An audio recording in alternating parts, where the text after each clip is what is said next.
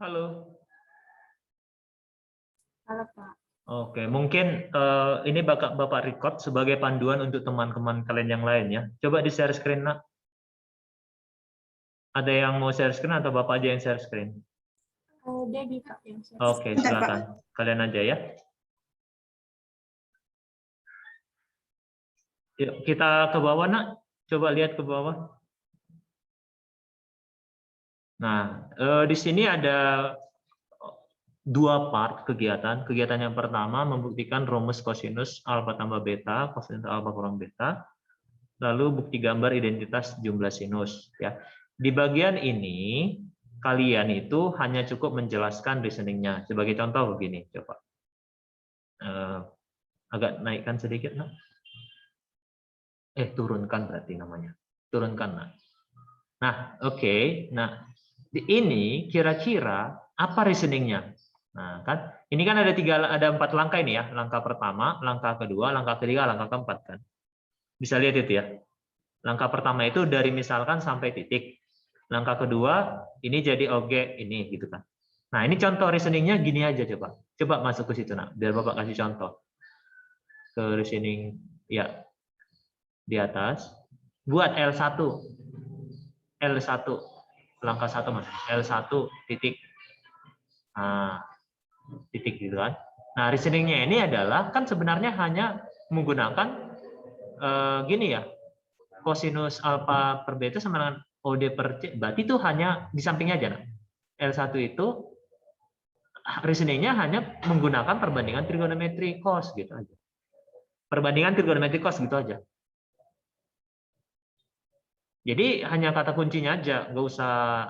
Kalau tadi kan penjelasannya lengkap itu ya, beda nanti itu. Kosinus, udah gitu. Udah. Nah, lanjut kedua. Nah, coba kalau kedua ini coba lihat gambarnya. Langkah kedua, kamu bisa ini kayaknya ngenter. Lihat ke gambar. Ingat coba ke lihat gambar. Nah, perhatikan OD itu bagi OC itu kan kosinus untuk segitiga OCD. Ya, kan gitu ya, Nak. Nah, lalu kira-kira OD per OC ini menjadi OG per OC kurang EF per OC, kenapa? Jawabannya pasti karena OD itu OG dikurang EF. Kan gitu. Iya kan? Panjang OG itu. OD itu adalah OG kurang EF. Benar nggak kira-kira? Benar kan? Ya, maka reasoningnya gitu aja. OG sama dengan O dodol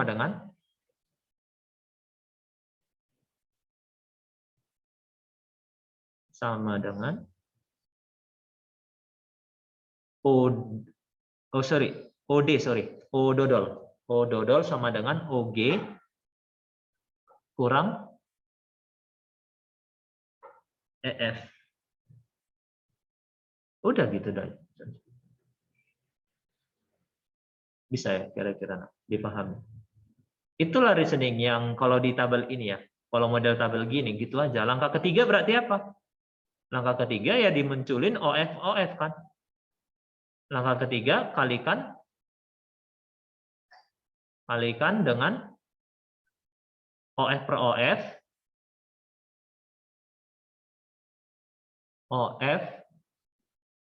per OF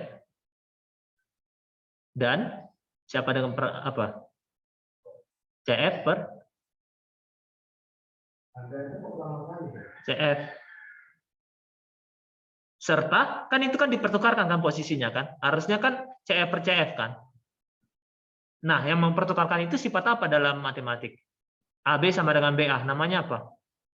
Sifat komutatif gitu. Serta komutatif.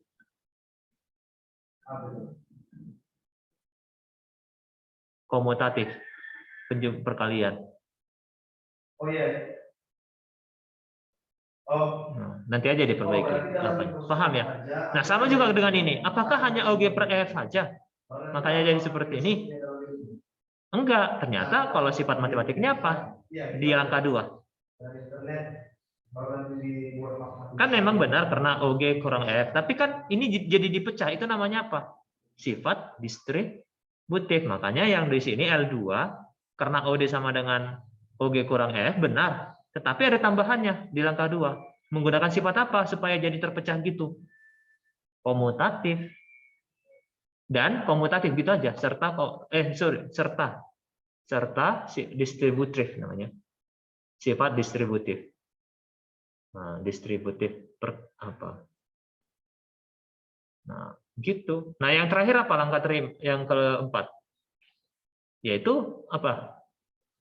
Itu adalah aturan perbandingan trigonometri saja kan? Kalau OG per OF namanya cos A, sama kayak tadi kan, perbandingan cos dan sin. Trigonometri cos dan sin. Nah, itulah yang di sini ya, di model ini itulah yang dilakukan.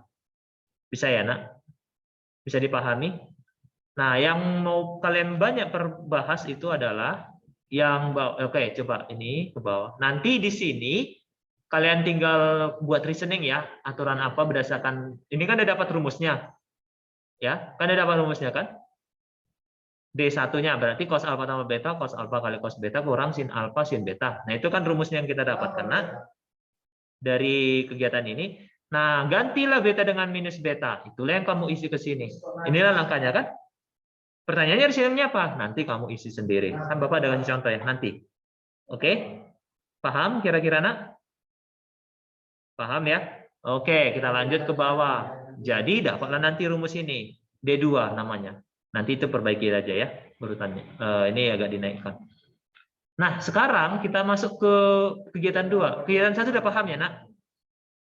Jadi hanya sebatas itulah kegiatan 1. Nah, yang kedua, inilah yang mengikuti cara tadi. Makanya perlu diskusi panjang. Ya, diskusi panjang nanti ya. Diskusi yang cukup panjang, apa gimana tekniknya, kalian buatlah diskusinya.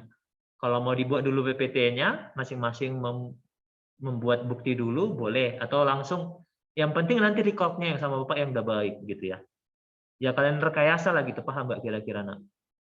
Kalian udah diskusi dulu di awal, lalu nanti kalian rekayasa ulang gimana kalian berdiskusi.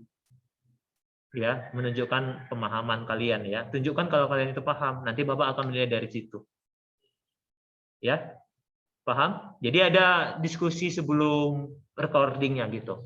Outputnya nanti ada dalam bentuk rekaman. Paham anak-anak ya?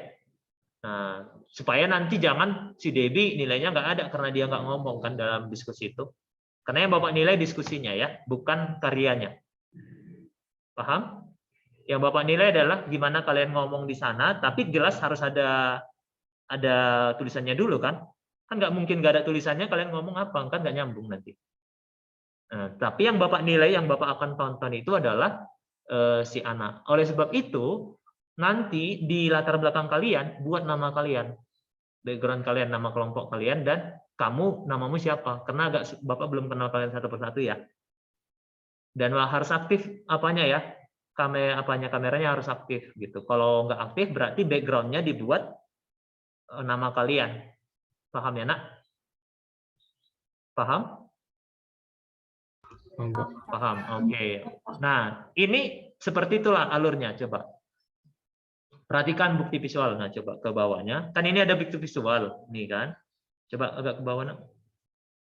Ke bawah lagi. Nah, di sini berikan penjelasan gitu. Buat penjelasan seperti tadi sampai pembuktiannya. Nah, cuman udah ada langkah-langkah panduannya. Nanti di GeoGebra nanti Bapak kirimkan setelah ini, ya. Ada panduan langkah demi langkahnya. Yang standar, kalau kalian mau keluar dari situ boleh, ya. Paham? Paham? Kan tadi kan di PPT Bapak kan udah adanya buktinya kan? Cuman sebelum bukti itu ada kan harus dijelaskan gambar itu dulu. Kan banyak sifat-sifat di dalam gambar itu. Itu yang harus kalian tambahkan. Lalu yang PPT itu di PPT tadi kan yang bukti yang Bapak sembunyikan tadi kan Bapak jelaskan ulang kan? Ya. Jadi itulah yang harus dilakukan nanti. Di sini, di bawah ini. Jadi tertulisnya buat dulu. Kan kalau buat PPT repot kalian kan nanti kayak Bapak kan. Itu kan sangat kompleks PPT-nya ya. Nah, paham ya, Nak? Atau mau dibuatkan Bapak kasih template-nya PPT itu. Kalian ngedit nanti dari situ. Mau pakai itu juga boleh.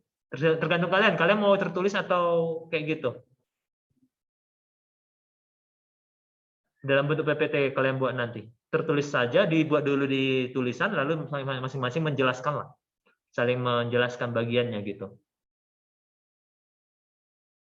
Atau ke Bapak kasih PPT Bapak yang model kayak tadi, kalian menjelaskan di situ langsung. Kalian mau yang mana? Mana lebih repot menurut kalian? Ayo kesimpulkan, Nak. Bapak nanti berdasarkan ini, hasil diskusi kita ini nanti Bapak menilainya. Kalian nanti dalam bentuk apa? Tertulis seperti ini kah? Khusus untuk bagian menjelaskan itu ya? Atau seperti PPT Bapak tadi?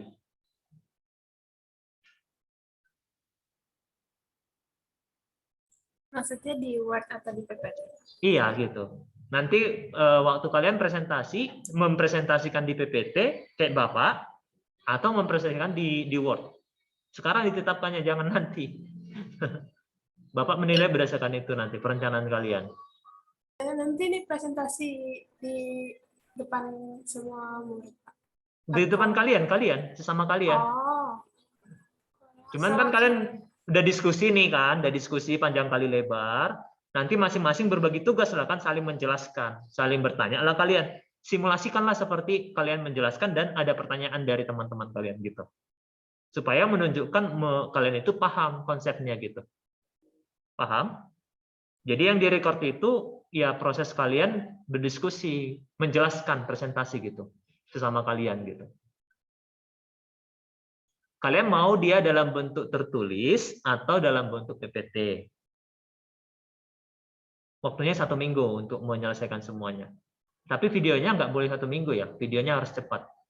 Bapak harus memastikan kalian paham, biar bisa langsung Bapak luruskan nanti. Atau udahlah seminggu aja, nggak apa-apa lah, bisa lah itu nanti. Seminggu lah, mau kalian nanti nggak ngerti ya itu resiko kalian ya kan, di kuisnya nanti ya. 1 minggu lah pokoknya, nanti sebelum hari kita masuk Bapak harus sudah punya videonya, Bapak nonton malamnya paling enggak. Oke, jadi kalian yang mana ini? Pakai apa? Tim apa? Tertulis atau pakai PPT?